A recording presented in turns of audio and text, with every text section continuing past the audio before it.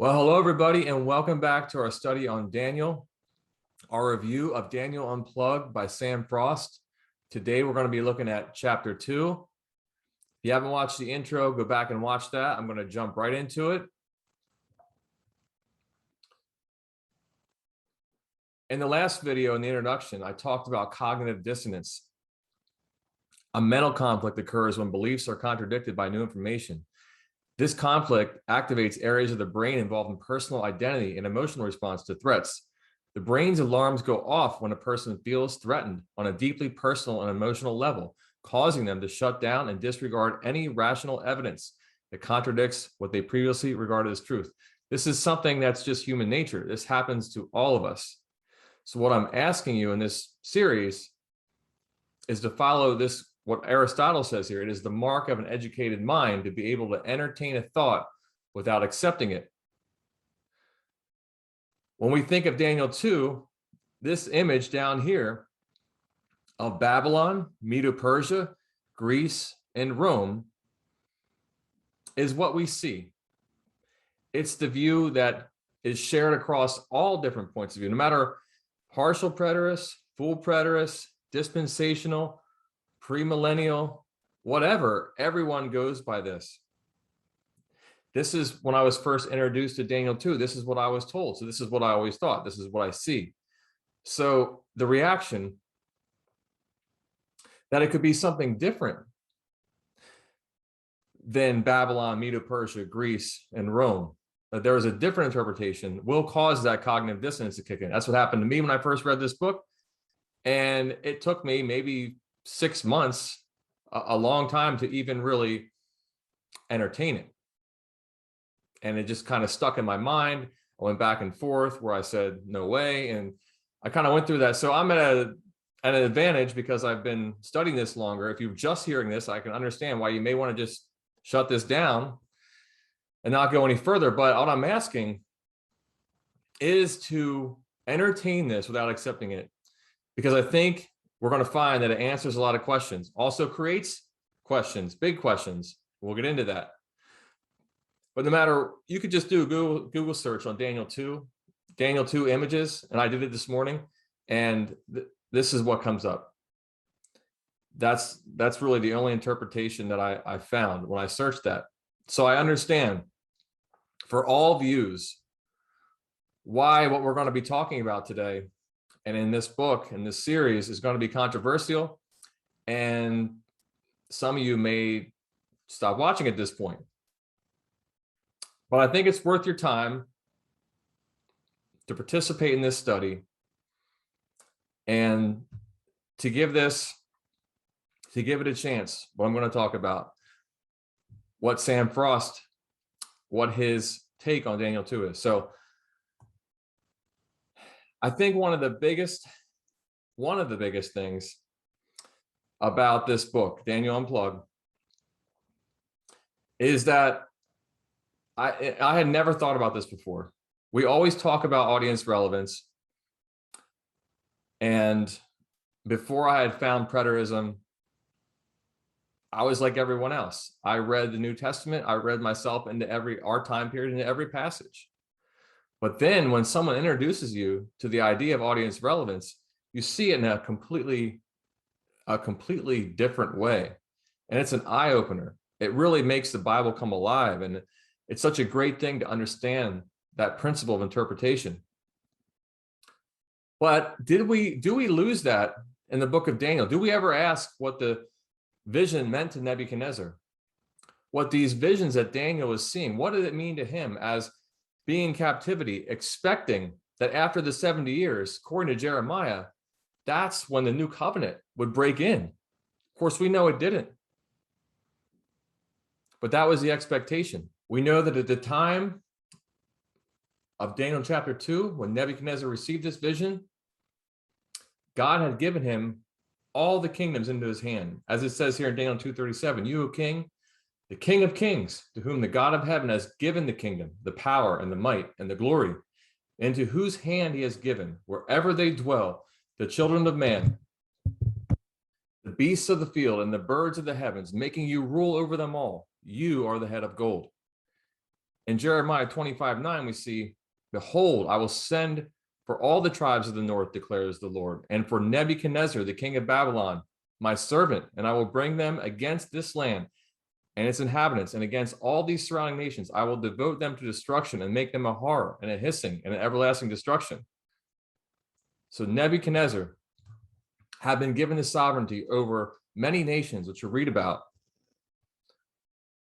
And let's look at the timeline here of Nebuchadnezzar's kingdom, known to history as the Neo-Chaldean Empire. 626, his father Nebuchadnezzar established this empire independent from Assyrian rule.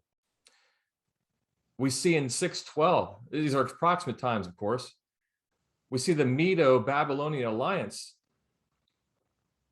destroys Nineveh in Nahum 1:1. In 609, which is also the first year of Jehoiakim, we see the last Assyrian king defeated at Haran. Then in 605, the first year of Nebuchadnezzar, which is the fourth year of Jehoiakim. In 25:1, so we see the Bible is very concerned about Nebuchadnezzar's kingdom, talks about it a lot, probably even more places than here, which we could research that and find even more. We see in history lining up with the Bible, 605, the first year of Nebuchadnezzar, he ends this entire conflict, this Assyrian war. Egypt is an ally of Assyria, and Egypt is defeated at Carchemish. And the entire chapter of Jeremiah 46 is devoted to that. So a year later, and Daniel's and Nebuchadnezzar's second year, this is the context. This is the background of when Nebuchadnezzar has this dream and Daniel interprets the vision. We see Daniel 2:1 gives us that timeline. Let's back up from there. Let's go to Daniel 2 real quick. There's some things I want to point out. I'm not going to do a full reading or exegesis on Daniel 2 and Sam's book. I'm going to have him explain that, more details on that to come. But let's go to Daniel 1 here. In the second year of the reign of Nebuchadnezzar, Nebuchadnezzar had dreams. His spirit was troubled, and his sleep left him. So what did it mean to Nebuchadnezzar? Well, all we know from the text is that it troubled him. Let's skip down to verse 9. So he calls all his enchanters and Chaldeans and sorcerers to interpret the dream. And he says, if you do not make the dream known to me, there is but one sentence for you. You have agreed to speak lying and corrupt words before me till the times change. Therefore, tell me the dream, and I shall know that you can show me its interpretation. Now, Sam brings up a great point here that it could be, one of his theories is the reason he wants them to not only interpret the dream, but to tell him what the dream was, is that if they're able to know what the dream was, then they're able to interpret it, because that's something that only in Nebuchadnezzar's mind, the gods could reveal. It wouldn't just be a uninspired interpretation. But what is the response from his magicians and Chaldeans? And they say in verse 11, the thing that the king asks is difficult, and no one can show it to the king except the gods, whose dwelling is not with the flesh. So Nebuchadnezzar's gods do not dwell with the flesh. So they thought it would be impossible. But Daniel's God does dwell with the flesh. And we know the story. We know what happens. The mystery is revealed to Daniel in a vision. And then he gives Nebuchadnezzar an interpretation. And again, that interpretation, which everyone agrees on, is a succession of world empires. And even if we search here, Daniel 2 images, this is what we get. Let's click on this. We get head of gold, Babylon, chest, arms of silver, Persia, belly and thighs of bronze, kingdom of Greece, legs of iron, Rome, feet of iron and clay, kingdom of restored Rome, it's a futurist view. But you're going to see the same thing over and over again. Babylon, Medo Persia, Greece, and Rome. And I could just click here all day. And no matter what view you have, that's what you're going to find. Babylon, Medo Persia.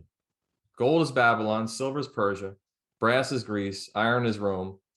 And then the feet, the fifth kingdom, that's where you get different views. Feet of iron and clay. This one says AD 476 till today. Of course, there's preterist view and futurist view that agree on this image. So what I'm asking you to do is to keep an open mind here, and let's look at a different possibility for these really 5 kingdoms.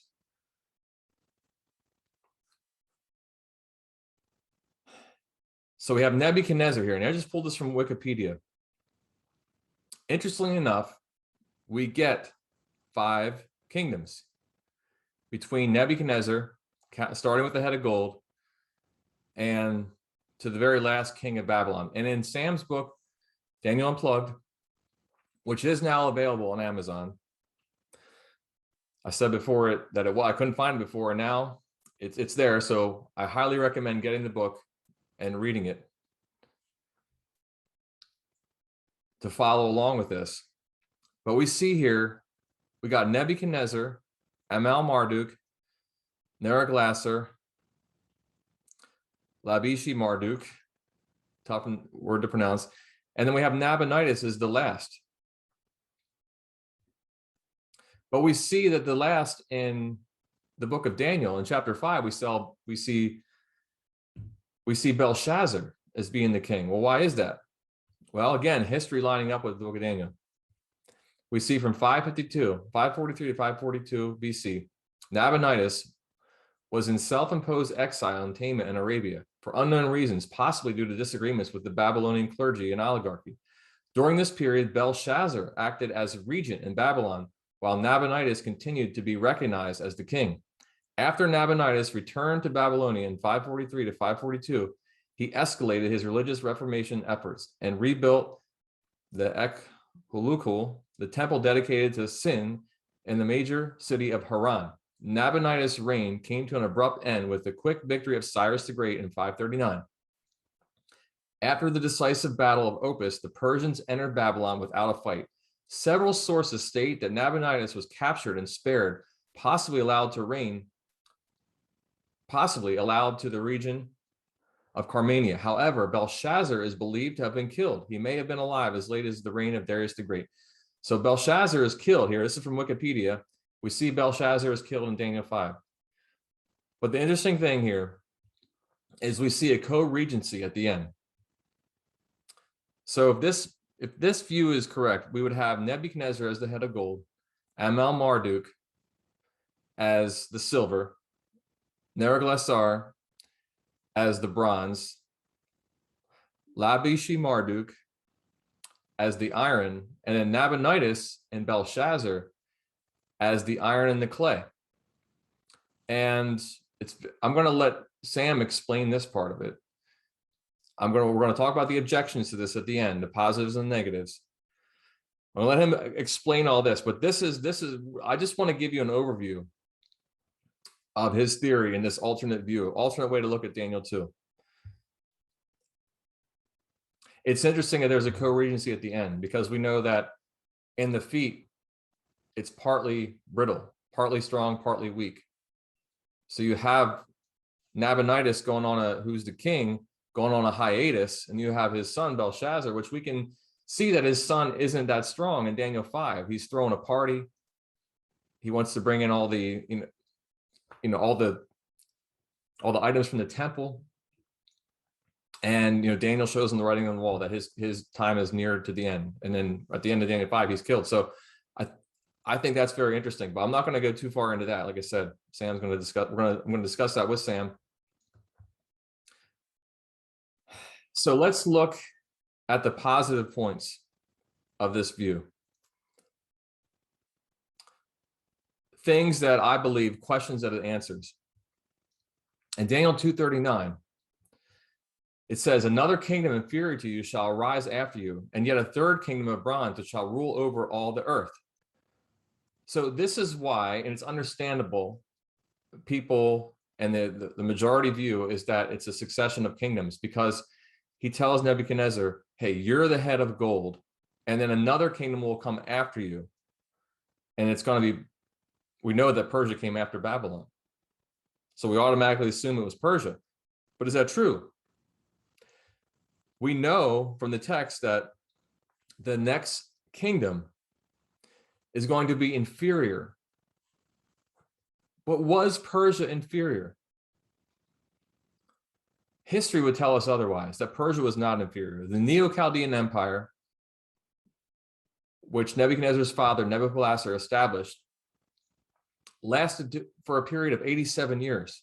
In contrast, the Persian Empire really goes back to 550 with Cyrus, but if you want to start at 539, when Babylon was destroyed, we get a period of 209 years.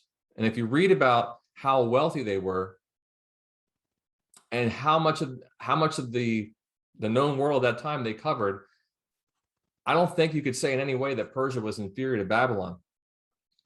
So there's a conflict of history there. But it gets even more interesting when we look at these metals and their symbolism, because, and you're going to think I'm crazy for pulling this up, but I had to do this. I had to really look at, hey, what is the actual composition variance, the weight variance in the, we know that the metals in value go from high to low, gold being the highest and iron being the lowest value in clay. But what about just the strength? Because at the end where there we see that the kingdom is iron and clay. It's partly strong and partly brittle. But what about the strength of these various kingdoms? Well, here's a chart where it shows the weights of these various metals. This is pounds per cubic foot. So the head of gold here is 1,206 pounds per cubic foot. And then if we go to silver over here, it's about half, 654 pounds of silver per cubic foot. So gold is about twice the weight, the strength of silver. And then you go to bronze. It's slightly weaker than silver, 541 pounds per cubic foot. And then you go to iron. Let's go to the strongest iron here. The strongest, we have iron cast gray, iron wrought, and iron slag, which is a mix of the ore and a weak iron. But if you go, the strongest iron is 491 pounds per cubic foot. So again, slightly stronger than bronze. But then you go down here, and you can't see where I'm pointing because I'm on the slide, but if you go down here to the next section where clay, hard ordinary clay, is 150 pounds per cubic foot. So we got a head of gold. This statue starts out with a rating of 1,206 pounds per cubic foot, and it's standing. The whole structure stands on a mixture of iron and clay being at 150. So this statue gets not only less in value from gold to the iron and clay, but also in strength. So that means that Greece, who destroyed Persia, is weaker than Persia. That means Rome, that ended the Grecian Empire, that Rome was weaker than Greece. And at the time, when the stone strikes the statue on the feet, that would mean that Rome is partly strong and partly brittle. It's a weakened empire. And I'm going to get into that. But how does that make any sense with history? We know that that's the exact opposite of what happened. Each succeeding empire was stronger. Otherwise, how would they destroy those empires? How did Persia destroy Babylon if they were weaker? How did Greece destroy Persia if they were weaker? How did Rome destroy Greece? Well, not destroy, but kind of take over if they were weaker. It doesn't make any sense. And in Daniel 2, all the kingdoms fall at the same time. Daniel 2:35. Then the iron, the clay, the bronze, the silver, and the gold all together were broken in pieces and became like the shaft of the summer threshing floors, and the wind carried them away so that not a trace of them could be found. So if we see Daniel 7 as just a recapitulation of Daniel 2, we see that in Daniel 7:11, I looked then because of the sound of the great words that the horn was speaking. And as I looked, the beast was killed. This is the fourth kingdom, and its body destroyed and given over to be burned with fire. As for the rest of the beasts, the other three, their dominion was taken away, but their lives were prolonged for a season and time. So in Daniel 2, we have when the last one's destroyed, not a trace of them can be found. But in Daniel 7, if this is parallel, when the last kingdom is destroyed, we see that the others, their dominion's taken away, their sovereignty is taken away, but their lives were prolonged. So in Daniel 7, there is a trace of them. In Daniel 2, there's not.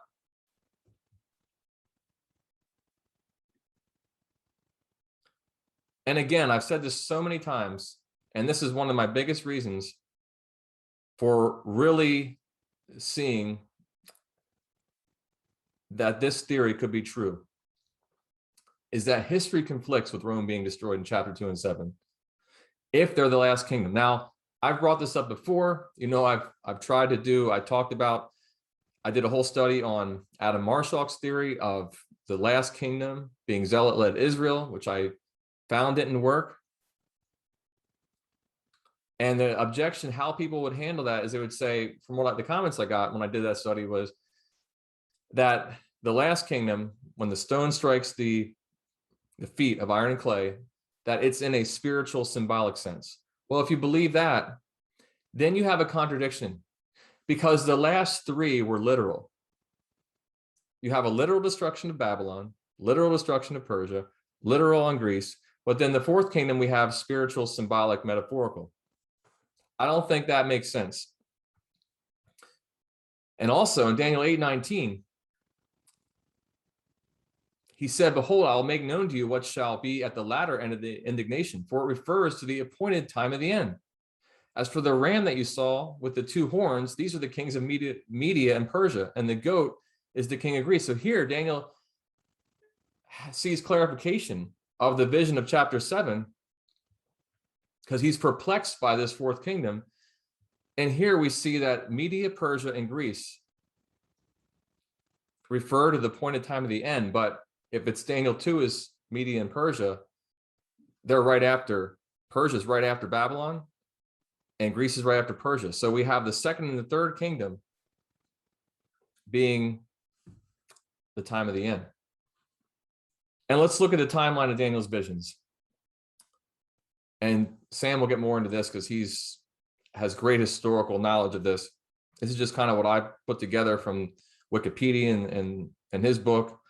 But we have Daniel 2. It's 65 years before the fall of Babylon. Then Daniel 7, there's about a 50-year gap between Daniel 2 and Daniel 7. And then Daniel 8 is another 3 years after Daniel 7. So he gets this vision. The latest vision he gets, of course, Daniel 9 is the first year of Persia. And I don't want to go into Daniel 9, 10, and 11, and 12 yet, but we just take Daniel 2 and 7, which everyone believes are parallel. Here's a question that I want to ask.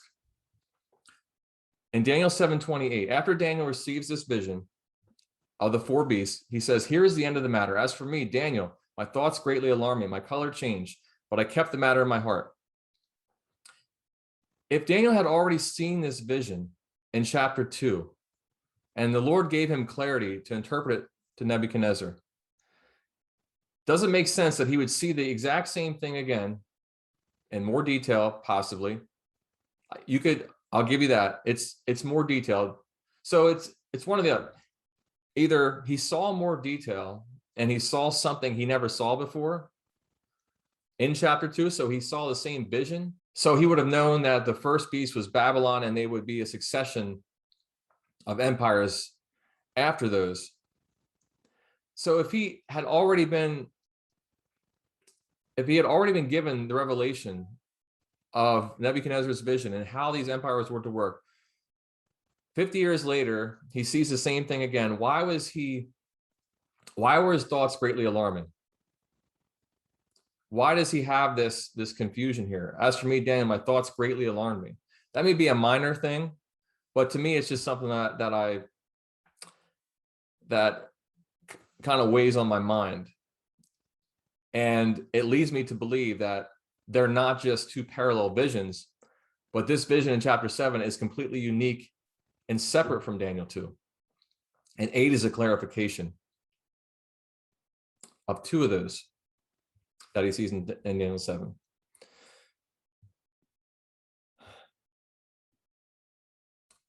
And another point here, I'm getting some glare. Another point here is Daniel 2:42. And as the toes of the feet were partly iron and partly clay, so the kingdom shall be partly strong and partly brittle. As you saw the iron mix with soft clay, so they will mix with one another in marriage, but they will not hold together, just as iron does not mix with clay. So the mixing with one another in marriage. I believe a better fit for that is the time of Greece.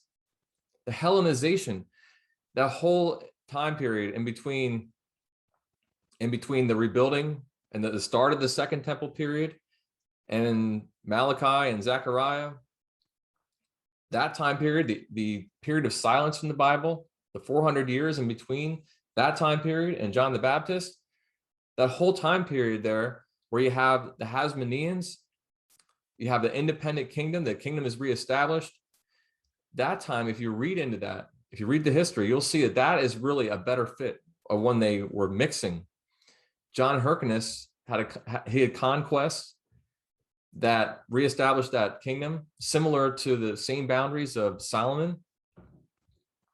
And he had a forcible conversion, Idumea, that really made Herod possible. Herod became king of the Jews.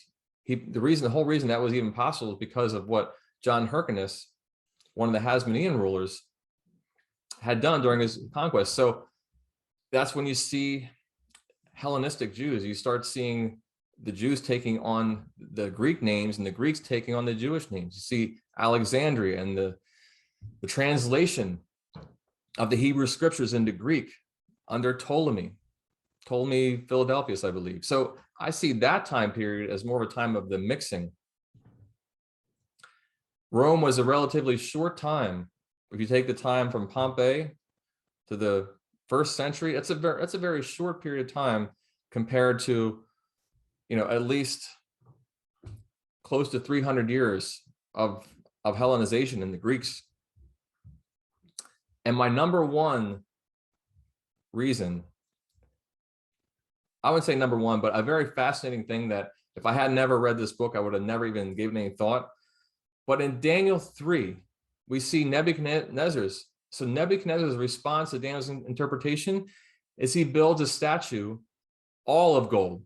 So no longer is this weaker metals underneath the head, but the statue is all of gold. Daniel 3:1. King Nebuchadnezzar made an image of gold whose height was 60 cubits and breadth 6 cubits. He set it up on the plain of Dura in the province of Babylon. And I think that makes so much sense that even if Daniel 2 is not Nebuchadnezzar's lineage and the succession of kings, and Sam points out that you could also, those kingdoms in Daniel 2 could be translated as dominions. Each king had his own dominion, had his own rule.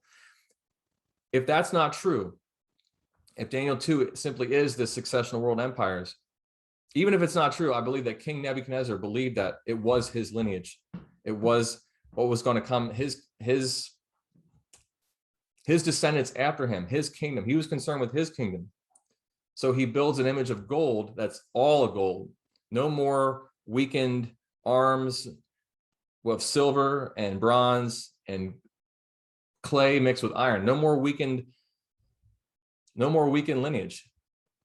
And Sam points out that in those days, they believed these dreams that when you had a vision of the future, you could do something to change it. So maybe he's trying to change history here. And that's what this image of all solid gold, maybe that's the point here. And he's commanding everyone to bow down and worship it. He's not going to let his kingdom degrade into iron with clay. So those are the positive points. Those are the reasons I think that this could be true. But the elephant in the room is Daniel 2:44. I know this is such a big negative point to this theory that it might overturn all the other points. Daniel 2:44. And in the days of those kingdoms, the God of heaven will set up a kingdom that shall never be destroyed, nor shall the kingdom be left to another people. It shall break in pieces all these kingdoms and bring them to an end, and it shall stand forever. So the hurdle to get over for this theory is if these kingdoms in Daniel 2 are a succession of Babylonian kings after Nebuchadnezzar, how in the days of those kings was the kingdom established that would never be destroyed? How is the stone that struck the statue, how does it fit? How does it possibly fit in that time period? Well, I'm not going to try to attempt to answer that. We're going to have a special guest on the next episode to answer that question. And in the meantime, let me know your comments.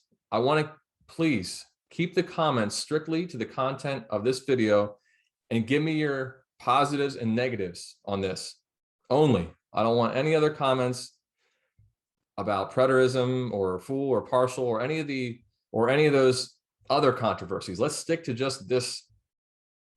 Let's stick to Daniel 2 and just the content of this video, because I want to take those comments, and when our special guest is on, I want to be able to pick a few select ones out and read them and have the author, okay, it's Sam, he's coming on.